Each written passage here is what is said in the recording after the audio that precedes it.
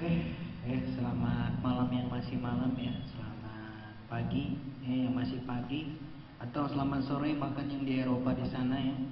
Nah, saya di sini bukan mau stand up ya, karena di sini saya mau sit up. Ya. Karena setahu saya stand up itu berdiri. Jadi kalau cuma berdiri ya saya seperti ini saja. Saya tidak perlu cerita. Sudah lihat saya stand up? Ya, anak kecil saja sudah bisa stand up ya. Tapi saya heran dengan stand up komedian-komedian atau yang istilahnya sekarang komik ya. Tahu saya komik itu buat dibaca ya. Komik itu nggak bisa ngelawak ya. Karena kenapa? Ya, karena istilah sekarang semakin aneh dan semakin membingungkan. Ya, kenapa? Ya karena setiap apa yang mereka katakan, apa yang mereka sampaikan itu tidak difilter lagi ya. Kalau kopi pakai filter itu namanya power over. Kalau teh nggak pakai filter itu namanya teh botol ya. Tolong dicatat, besok keluar. Menurut saya stand up itu bukan sebuah ya istilah ya. Karena kenapa? Menurut saya yang saya lakukan sekarang ini bukan stand up tapi monolog. Ya, karena saya berbicara sendiri tanpa dengan lawan kata. Ya. Kalau misalnya saya berbicara dengan seseorang berarti namanya dialog. Ya. Kalau saya sendirian seperti ini monolog. Ya. Tapi jangan ingat, jangan stereolog. Ya. Kalau stereolog suara saya ada dua, c, jadi bareng. Tapi suara saya nggak bisa bareng.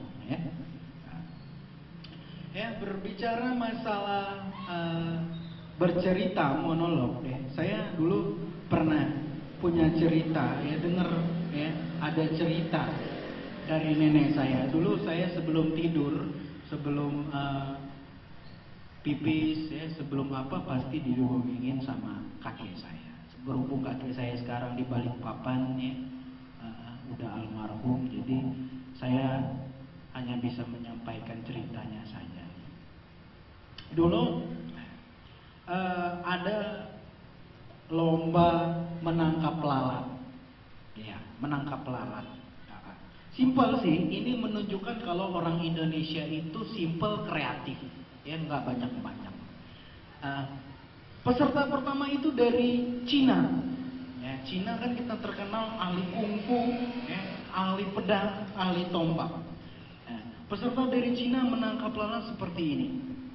Dia menggunakan sebelah pisang, sebelah samurai. Sebelah samurai dari Jepang ya. Sorry saya salah. Dia menggunakan sebuah pedang. Dengan tiga gerakan saja, berapa ekor lalat yang ia dapat?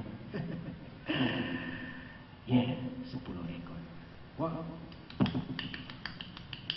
Ya, dari Cina mendapatkan 10 ekor lalat. Terus ya, yang dari Amerika terkenal dengan senjata apinya ya. Yang dari Amerika mengeluarkan senjata apinya dengan cowboy gaya cowboy. Dia mencoba. Oke, 3, 2, 1, mulai.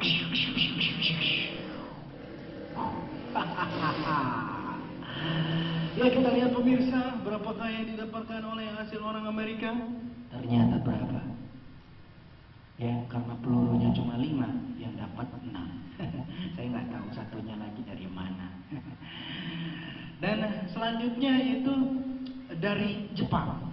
Jepang ini terkenal dengan samurainya. Karena sekali tebas itu jangankan pohon pisang, tiang listrik, ya, pohon apa saja bisa tumbang. Peserta dari Jepang.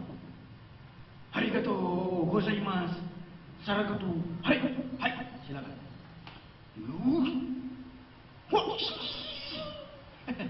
Berapa yang didapat pemirsa? Ya, karena lalatnya sudah hancur berkeping-keping, jadi panitianya bingung menghitung berapa.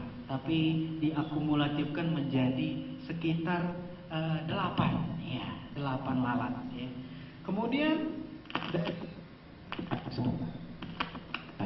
mic-nya rusak. Kayaknya mic-nya mau ditebas juga ya. Indonesia ya. Kenapa saya bilang Indonesia ini kreatif, simple. Ya. Hanya dengan satu jari dia bisa mengumpulkan beberapa alat. Baiklah, peserta selanjutnya dari Indonesia. 3, 2, 1. Oke, dimulai. Ya.